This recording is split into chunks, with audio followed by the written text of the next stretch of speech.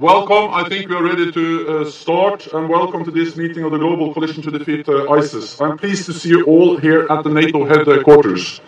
It is a decisive time for the Global Coalition as the military campaign nears its conclusion.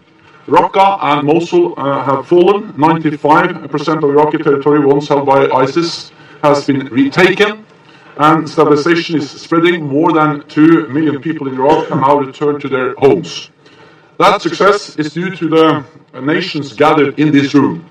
Most importantly, to Iraq, whose forces have shown great courage and resilience, and also to the many other nations around this table, nearly all of whom are NATO allies or NATO partners.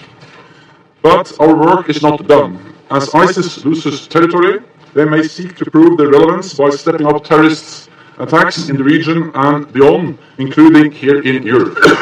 So we must stay vigilant, we must stay engaged, and we must work together to counter new challenges. That is exactly why we are gathered here today. So once again, welcome to NATO headquarters to all of you, and then I hand over the floor to Secretary Mattis, please. Well, thank you, Secretary General Stoltenberg, very much for hosting this event.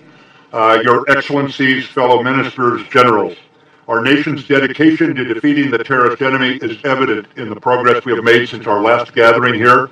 As Secretary General just pointed out, 95% of the territory once held by ISIS is now liberated, and our partners continue to secure more each day. Mosul, Tal Afar, and Hawija have been liberated. Efforts to liberate the final pockets of ISIS-held territory in Anbar province are progressing rapidly. Arab and Kurdish, Sunni and Shia forces under Prime Minister Abadi's leadership have worked together with unprecedented levels of cooperation. The ill-advised Kurdish referendum has created tension, but we appear to be on track to resolve this constitutionally, thanks largely to Prime Minister Abadi's patience. 2 weeks ago, our local partners liberated Raqqa in Syria. ISIS leadership crumbled and many fighters surrendered. Despite these successes, our fight is not over. Even without a physical caliphate, ISIS remains a threat to stability in the recently liberated areas, as well as in our homelands.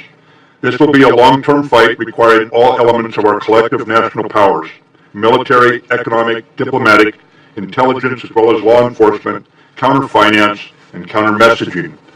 We are stabilizing the territory liberated from ISIS through continued engagement with our Iraqi partners.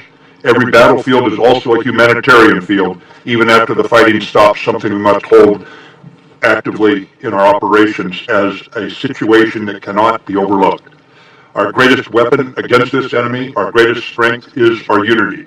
ISIS is opposed to all nations' civilized values, and we must remain focused on the common threat, denying them their sick and twisted objectives. Groups like ISIS, groups that would seek to sow murder and mayhem, cannot be allowed to succeed.